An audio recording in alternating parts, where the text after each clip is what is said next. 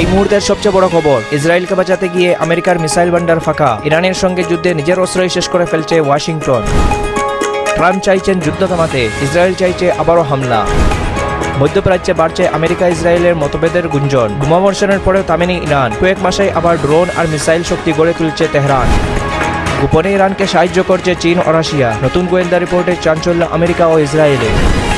Hormuz প্রণালী বন্ধের হুমকি, ফের যুদ্ধের আশঙ্কা। মধ্যপ্রাচ্যে বড় সংঘর্ষের সতর্কবার্তা দিল মার্কিন গোয়েন্দারা। ইরানের রাজধানী তেহরানে কোনো একটি বড় চত্বরে সুপ্রিম লিডার আলী খামেনির একটি বিশাল ব্যানার লাগানো হয়েছে। সেখানে তাকে বন্দুক হাতে দেখানো হয়েছে। ব্যানারে লেখা আছে যে ইসলামিক রিপাবলিক কোনো অবস্থাতেই সমৃদ্ধ এনরিচ ইউরেনিয়াম দেশের বাইরে যেতে দেবে না। অর্থাৎ এটি ইরানের সুপ্রিম লিডারের সরাসরি ঘোষণা। অন্যদিকে মার্কিন প্রেসিডেন্ট ডোনাল্ড ট্রাম্প বলেছেন ইরানকে কোনোভাবেই এনরিচ ইউরেনিয়াম রাখতে দেওয়া হবে না। আসলে যুক্তরাষ্ট্রের চেয়েও বেশি উদ্বেগ ইসরায়েলকে নিয়ে, কারণ ইরান পারমাণবিক অস্ত্র তৈরির সক্ষমতা থাকাকে ইসরায়েল নিজেদের জন্য সবচেয়ে বড় হুমকি বলে মনে করে। আমেরিকাও একই কথা বলে, যদিও ইরান বহুবার জানিয়েছে যে তারা পারমাণবিক অস্ত্র তৈরি করবে না, কারণ তাদের মতে এটি হারাম। প্রথম নজরে মনে হতে পারে যুক্তরাষ্ট্র ইসরায়েলের জন্য কতটা চিন্তিত, দুই দেশের সম্পর্ক যেন একে অপরের জন্য জীবন দিতে প্রস্তুত। কিন্তু বিভিন্ন মিডিয়া রিপোর্ট বলছে যুক্তরাষ্ট্র ইসরায়েল অংশীদারিত্বকে নিয়ে যে চাকচিক্য দেখানো হয়, বাস্তবে 40 দিনের যুদ্ধে চিত্র ছিল ভিন্ন। সহজ ভাষায় বলতে গেলে ইসরায়েল যুক্তরাষ্ট্রের উপর অতিরিক্ত চাপ দিয়েছে এবং নিজেদের অস্ত্রভান্ডার বাঁচিয়ে রেখেছে। ইরানের বিরুদ্ধে যুদ্ধে ইসরায়েলকে রক্ষা করতে গিয়ে এখন আমেরিকাই সমস্যা পড়েছে বলে মনে করা হচ্ছে। পরিস্থিতি এমন পর্যায়ে পৌঁছেছে যে বিশ্বের সবচেয়ে শক্তিশালী সেনাবাহিনীর ক্ষেপণাস্ত্র মজুত নিয়ে প্রশ্ন উঠছে।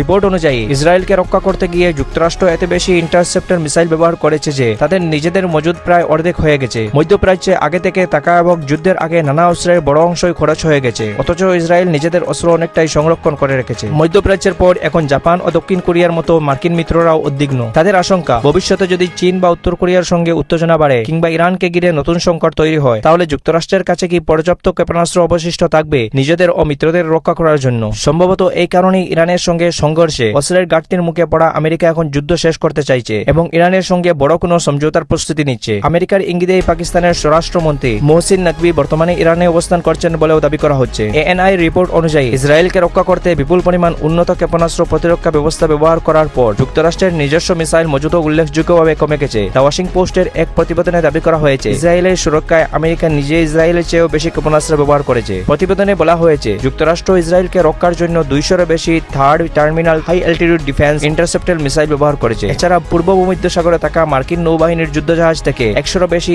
SM-3 ও SM-6 ইন্টারসেপ্টর ছাড়া হয়েছে। এদিকে ইরানের তেমন বড় ক্ষতি না হলেও আমেরিকার ক্ষেপণাস্ত্র ভান্ডারে বড় ধাক্কা লেগেছে। যুক্তরাষ্ট্র প্রতিরক্ষার বেশিরভাগ বোঝা বহন করেছে আর ইসরায়েল নিজেদের মজুদ বাঁচিয়ে রেখেছে। যদিও এটি কৌশলগতভাবে সঠিক হতে পারে, তবে এখন আমেরিকার কাছে মাত্র 200টি থার্ড ইন্টারসেপ্টর অবশিষ্ট আছে বলে দাবি করা হচ্ছে। এই কারণেই ট্রাম্প চাইছেন যেন দ্রুত ইরানের সঙ্গে সমঝোতা করা যায়। তবে ইসরায়েল আবারও আমেরিকাকে আরও সংঘর্ষে জড়াতে চাইছে বলে অভিযোগ উঠেছে, কারণ আগের 40 দিনের যুদ্ধেও তারা নিজেদের অস্ত্র সংরক্ষণ করতে পেরেছিল। এদিকে সমৃদ্ধ ইউরেনিয়াম ইস্যুতে আমেরিকা ও ইরান দুপক্ষই অনড় অবস্থানে রয়েছে, তাই শক্তিশালী কোনো সমঝোতা বাস্তবায়িত হবে কিনা তা নিয়ে সন্দেহ রয়েছে। তবে অর্ধেক অস্ত্র নিয়ে আর কতদিন ইসরায়েলের জন্য লড়বে আমেরিকা, সেটাই এখন বড় প্রশ্ন। অন্যদিকে আমেরিকা ও ইসরায়েলের ভয়াবহ বিমান হামলার পর দাবি করা হয়েছিল যে ইরানের সামরিক অবকাঠামো পুরোপুরি ধ্বংস হয়ে গেছে এবং তা পুনর্গঠনে বহু বছর লাগবে। কিন্তু মার্কিন গোয়েন্দা সংস্থার একটি নতুন ও গোপন রিপোর্ট সেই দাবিকে প্রশ্নের মুখে ফেলেছে। আন্তর্জাতিক সংবাদ মাধ্যমে প্রকাশিত রিপোর্ট অনুযায়ী 2024 সালের এপ্রিল মাসে হওয়া যুদ্ধবিরতির সেই সুযোগ নিয়ে ইরান প্রত্যাশার চেয়েও দ্রুত নিজেদের সামরিক সক্ষমতা পুনরুদ্ধার করেছে। এতে ওয়াশিংটন ও জেরুজালেমের নিরাপত্তা বিশ্লেষকদের মধ্যে উদ্বেগ তৈরি হয়েছে। গোয়েন্দা রিপোর্ট বলা হয়েছে হামলার পরও ইরান খুব অল্প সময়ের মধ্যেই ড্রোন উৎপাদন পুনরায় শুরু করেছে। প্রতিরক্ষা বিশেষজ্ঞদের মতে ব্যালিস্টিক মিসাইলের তুলনায় ড্রোন উৎপাদন কেন্দ্র ধ্বংস করা অনেক কঠিন, কারণ এর জন্য বিশাল অবকাঠামোর প্রয়োজন হয় না। ছোট ও গোপন স্থাপনাতেও এটি পরিচালনা করা সম্ভব। বিশ্লেষকদের মতে ইরানের এই দ্রুত পুনরুদ্ধারের পিছনে চায়না ও রাশিয়ার গোপন সহায়তা বড় ভূমিকা রাখছে। রিপোর্টে বলা হয়েছে নিষেধাজ্ঞা ও মার্কিন অবরোধ সত্ত্বেও চীন ইরানকে মিসাইল ও ড্রোন তৈরির জন্য প্রয়োজনীয় যন্ত্রাংশ সরবরাহ করেছে। অন্যদিকে রাশিয়ার সঙ্গে বাড়তে থাকা সামরিক সহযোগিতা ইরানকে প্রযুক্তিগত অবকাঠামোগত শক্তি দিচ্ছে। মার্কিন কর্মকর্তারা বলছেন এই বিদেশি সহায়তার কারণে ইরান কয়েক বছরের বদলে মাত্র কয়েক মাসের মধ্যেই নিজেদের সামরিক শক্তি পুনর্গঠনের অবস্থানে পৌঁছে গেছে।